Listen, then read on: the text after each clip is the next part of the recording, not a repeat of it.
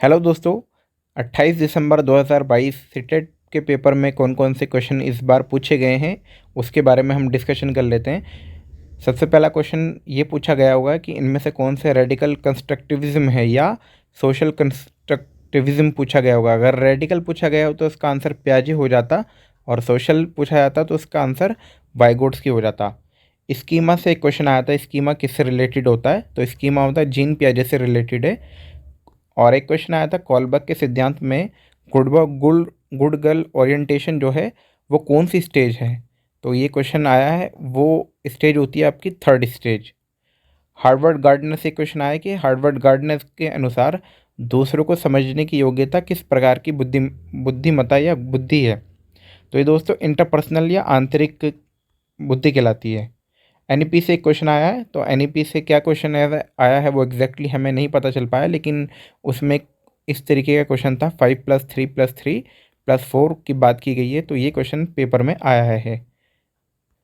वाइगोट्स की किस तरह के शिक्षण पर बल देते हैं, अब ये एग्जैक्टली ऑप्शन के ऊपर है, ऑप्शन तो नहीं मिल पाए हैं, लेकिन जो वाइगोट्स की जो बताते हैं वो कोऑपरेटिव लर्निंग की, collaborative learning, peer learning, group learning, और इसमें वाइगोट्स की जो भी बात करते हैं सोशल लर्निंग की बात करते हैं। अब सोशल में आपका कोऑपरेशन, कोलेब्रेशन, पीयर और ग्रुप वगैरह ये सब शामिल हो जाता है, तो ऑप्शन के अकॉर्डिंग इसका आंसर हो जाता।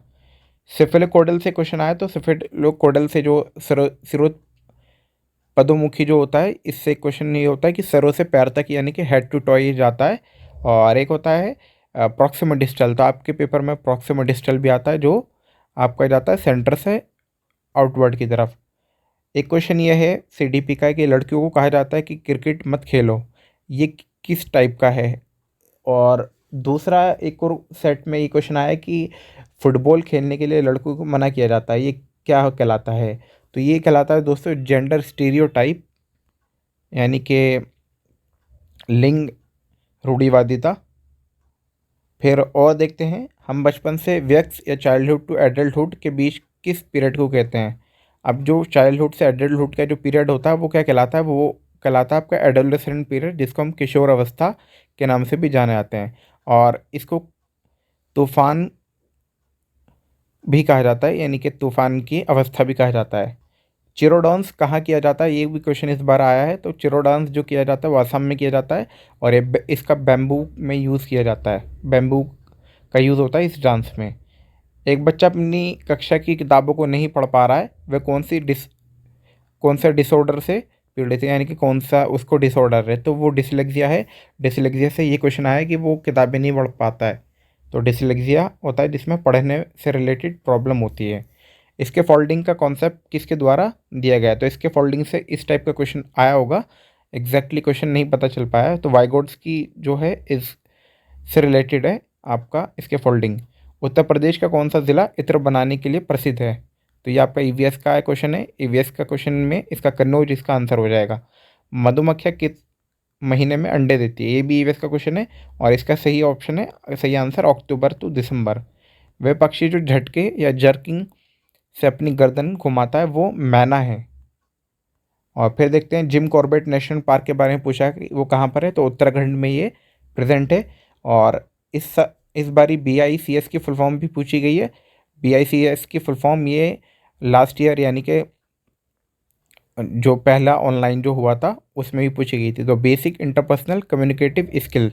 और ये हमने पेपर पिछले वाले में जो हमने सीटेट प्रीवियस ईयर पेपर कराया उसमें भी हमने सॉल्व कराया था। आसाम में घरों को किस पर बनाया जाता है, तो ये बैम्बू पर बनाया जाता है आसाम में, ताकि ऊपर हो जाए घर। ईवीएस की मेन थीम में से कोई एक थीम पूछी गई है, तो मेन थीम आपको याद रख लेनी है।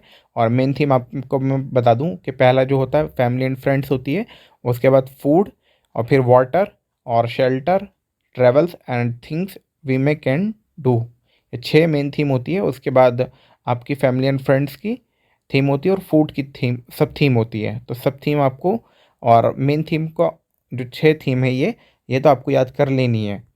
कौन सा जानवर मनुष्य से 6 गुना अधिक दूरी तक देख सकता है, तो ये क्वेश्चन भी आया है, टाइगर इसका सही ऑप्शन था। वो जानवर जो भालू के जैसा दिखता है लेकिन भालू नहीं है और पूरी ज़िंदगी 8 पेड़ों पर रहता है, इस टाइप का क्वेश्चन कुछ आया होगा। और इसमें ये भी बताया कि 40 साल उसकी उम्र होती है।